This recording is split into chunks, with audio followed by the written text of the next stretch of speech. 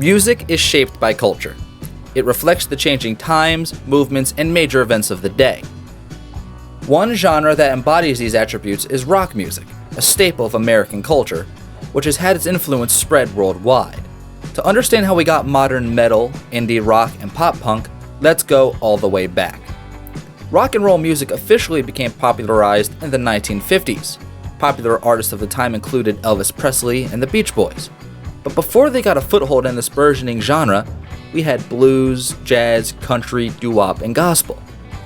These old genres had a major impact on the formation of rock music. In fact, the blues pentatonic scale is the keystone of rock and roll. Rush, Deep Purple, Led Zeppelin, The Beatles, and Muddy Waters would all base their music off of it. Before the popularization of R&B and its transition to rock and roll, the genre was labeled race music. The term was used to market black artists and symbolized a massive divide in groups. After World War II, their voices were finally heard. Singer Fats Domino and his New Orleans band brought a new sound to the South. He was the first black R&B artist to unequivocally form a black and white mainstream audience. Based in Memphis, Tennessee, the band would perform to mixed-race audiences. One concert had over 20,000 attendees. It was abruptly ended when police officers dispersed the crowd in fear of a riot. Despite the ongoing racial tension in America, Fats Domino was always considered, quote, one of the good ones, even during a protest. The significance of this was that love of the arts surpassed hate between groups. The 1950s were the launching point for rock and roll's mainstream success.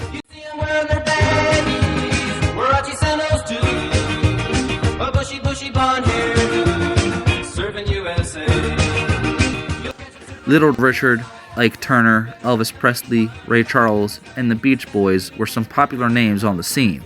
Rhythm and blues sprouted from the American youth post-World War II. As African Americans began to migrate north, so did the music. R&B was used as umbrella terms for blues, doo-wop, swing, and jazz. R&B was made initially for a marginalized audience. These songs would not often reach nationwide or worldwide success until later censored and covered by newer artists. You ain't nothing but Willie Mae Big Mama Thornton was an American rhythm and blues singer and songwriter. She was the first to record the hit song Hound Dog in 1952. Elvis Presley's cover of the song soared the music charts upon release. Little Richard was initially known for songs like his 1956 hit, Tutti Frutti.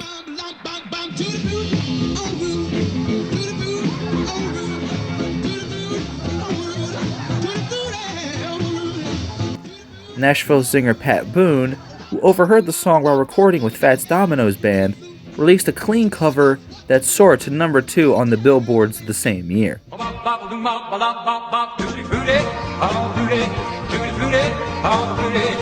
He continued to bank success off covers from Fats Domino and other smaller artists.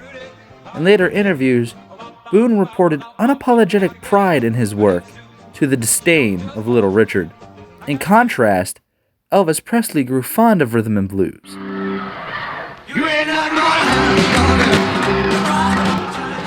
In later interviews, he praised the artist that inspired him down in Mississippi and Tennessee. His unique blend of blues and country helped amplify the sounds to a larger audience. Singers James Brown and Little Richard extended their respect and appreciation. While R&B was a huge inspiration for early rock, it continued to branch off and evolve. In the 1950s, Chicago had a booming and successful black community. The newer generation had finally evolved past jazz and blues and was looking for a newer, upbeat sound.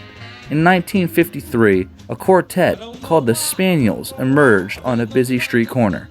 They were of the first few bands made by teenagers for teenagers. Teens hooked onto this new sound and began rejecting the jazz of yesteryear. In 1955, singer-songwriter Muddy Waters released hit song Mannish Boy.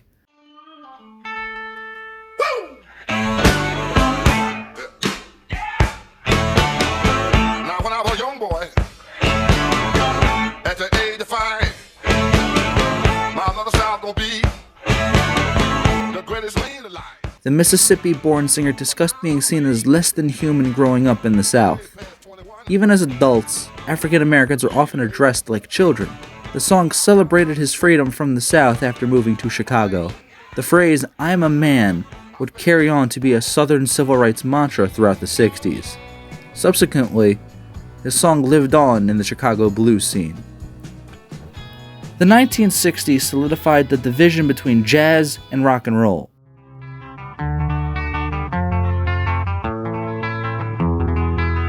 In 1964, American band The Animals released hit folk song House of the Rising Sun. The song was a cover of Tom Clarence Ashley's 1933 bluegrass version.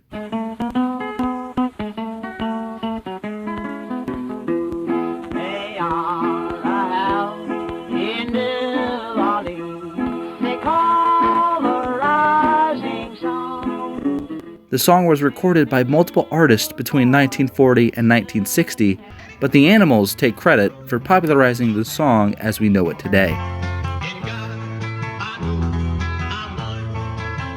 Rock music eventually spread overseas and got its foothold in England. In the 1960s, the favor was returned with the British invasion. Try to see it my way.